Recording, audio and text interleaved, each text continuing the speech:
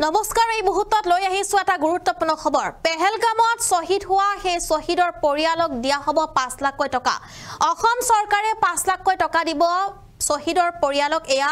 ডাঙৰ ঘোষণা কৰিছে মুখ্যমন্ত্ৰী ডক্টৰ হিমন্ত বিশ্ব শৰ্মাই মুখ্যমন্ত্ৰীয়ে সংবাদ মেলযোগে কথা ঘোষণা কৰিছে যি সকল শহীদ হৈছে সেই সকল শহীদৰ পৰিয়াললৈ 5 লাখ টকা কৈ দিয়া হ'ব হবিশেষ লৈ আহিছো এই মুহূৰ্তত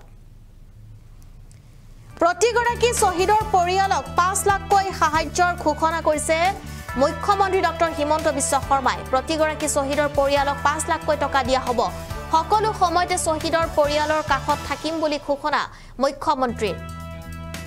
সন্ত্ৰাসবাদীক কোনো পক্ষেই প্ৰশ্ৰয় নিদিয়াৰ হুঁকাৰ সন্ত্ৰাসবাদীৰ বিৰুদ্ধে ভাৰত চৰকাৰে লোৱা পদক্ষেপক সমৰ্থন মুখ্যমন্ত্ৰী ডক্টৰ হিমন্ত বিশ্ব শৰ্মাৰ ডাঙৰ ঘোষণা যি সকল পেহেলগামত শহীদ হৈছে তেওঁলোকৰ পৰিয়ালক দিয়া হ'ব 5 লাখ টকা আৰু 5 লাখ টকা সাহায্য দিয়া হ'ব বুলি উল্লেখ কৰিছে মুখ্যমন্ত্ৰী ডক্টৰ হিমন্ত বিশ্ব শৰ্মাই পেহেলগামৰ যি শহীদ সকল আছিলে পেহেলগামত মৃত্যু হোৱা লোকসকলৰ পৰিয়ালক দিয়া হ'ব 5 লাখ টকা অসম চৰকাৰৰ তৰফৰ পৰা দিয়া হ'ব এই 5 লাখ টকা আৰু এই 5 লাখ টকাৰ সাহায্য ঘোষণা কৰিছে মুখ্যমন্ত্ৰী ডক্টৰ হিমন্ত বিশ্ব শৰ্মাই পেহেলগামত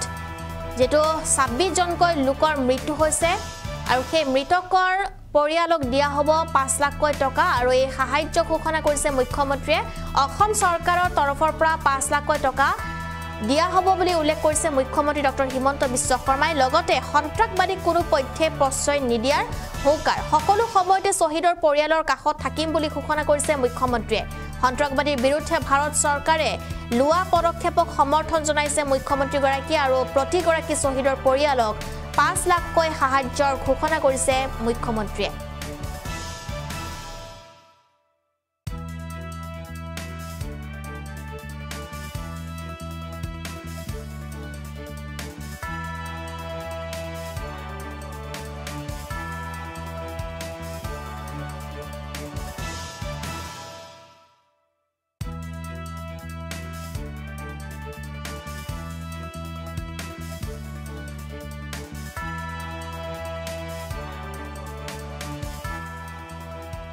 বন্ধু বান্ধৱীসকল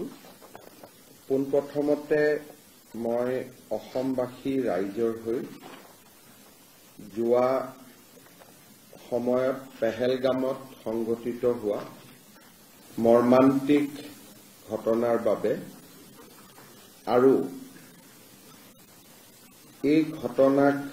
বাস্তৱত ৰূপায়ণ কৰা পাকিস্তানৰ যি কাৰ্যকলাপ তাক আমি গভীৰভাৱে নিন্দা কৰিছো প্ৰধানমন্ত্ৰী নৰেন্দ্ৰ মোদী ডাঙৰীয়াই সন্ত্ৰাসবাদক দেশৰ পৰা সম্পূৰ্ণৰূপে পৰাজিত কৰিবলৈ যি আজি বিহাৰত সংকল্প ঘোষণা কৰিছে তাক আমি সম্পূৰ্ণৰূপে সমৰ্থন জনাইছো আৰু পাকিস্তানৰ বিৰুদ্ধে লবলগীয়া সকলো ধৰণৰ ব্যৱস্থাৰ বাবে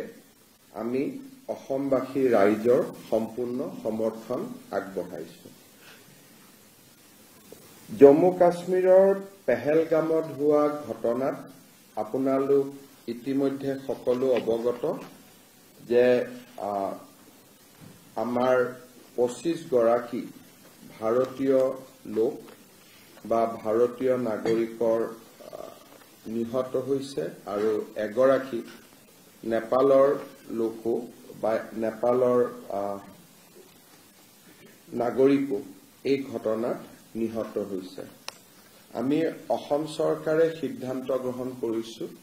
যে এই ঘটনাত নিহত হোৱা প্ৰতিগৰাকী বিদেশী আত্মা বা বিদেশী ব্যক্তি পৰিয়াললৈ আমি 5 লাখ টকাকৈ এটা সামান্য আৰ্থিক সাহায্য আগবঢ়াম তেখেতসকলৰ যি সন্ত্ৰাসবাদৰ বিৰুদ্ধে তেখেতসকলৰ যি সংগ্ৰাম বা তেখেতসকলৰ যি ত্যাগ তাক আমি সোঁৱৰণ কৰি আৰু তেখেতসকলৰ পৰিয়ালৰ প্ৰতি শ্ৰদ্ধা জনাই আমি এটা কিঞ্চিত 5 লাখ টকাৰ আৰ্থিক সাহায্য এটা প্ৰতিগৰাকী নিহতৰ পৰিয়াললৈ আগবঢ়াবলৈ আমি সিদ্ধান্ত গ্ৰহণ কৰিছো।